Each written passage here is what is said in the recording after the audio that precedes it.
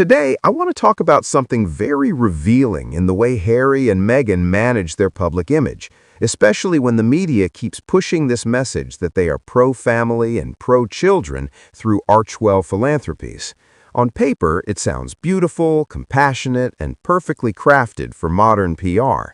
We hear about support for families and children affected by conflict, concern for mental health, and attention to the long-term impact of war on civilians. If you only read the wording, it all sounds admirable. But the problem is that the public no longer listens only to what they say. People watch how they live, how they behave, and how they position themselves in every situation. That is exactly why the reaction in the comments is so harsh. One person said it bluntly, "Pro-family? These clowns have no idea what the word family means." It is a brutal comment, yes, but it reflects something real.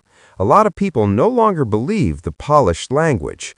When you have a couple whose public identity has been tied for years to family drama, royal conflict, tell-all interviews, documentaries, a memoir, and endless controversies, then branding yourselves as pro-family becomes a double-edged sword, because audiences immediately ask, which family, what values, and where is the consistency? In media, you cannot build a moral monument out of carefully chosen words if your real-life narrative keeps making people feel the disconnect. Another comment called them Temu royals, short line but savage. It is not just an insult, it is the public rebranding them in real time, a discount version of royalty with reduced symbolic value, diluted prestige, and an image that feels mass-produced through PR packaging. And that is the deeper issue. Harry and Meghan once had enormous potential as a global influence brand because they had a compelling story, worldwide attention, and real reach. But when humanitarian messaging constantly arrives wrapped in unresolved personal controversy, people start questioning motive. They're no longer just being judged on what they do, but on why they are doing it. Then there's the security angle, and this comment hits that nerve directly. Jordan's safer for them both to visit than the UK. These two are just clueless if they want to demonstrate to Rav AC how unsafe they feel in the UK. That is a very sharp observation.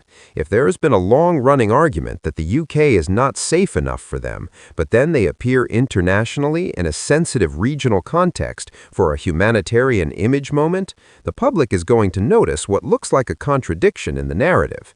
Not everyone follows the legal details or security protocols, but people are smart enough to spot when a public storyline starts stepping on its own toes. In this era, audiences do not need classified files. They just need a timeline and a functioning memory. And then there's the final comment, which sounds very internet, but captures today's skepticism perfectly. Some poor sap in Jordan must have agreed to pick up the tab. In other words, who is paying for this and who benefits from the optics? That question always comes up when celebrity humanitarian efforts are involved. The public today is much less moved by beautiful photos, carefully worded quotes, and unnamed sources. People want transparency. They want to see real impact. They want to know whether this is long-term support or just a short PR loop designed to refresh a damaged image. To be fair, if there is real and effective support going to children and families in conflict zones, that is absolutely worth recognizing. No one is denying that humanitarian needs are real.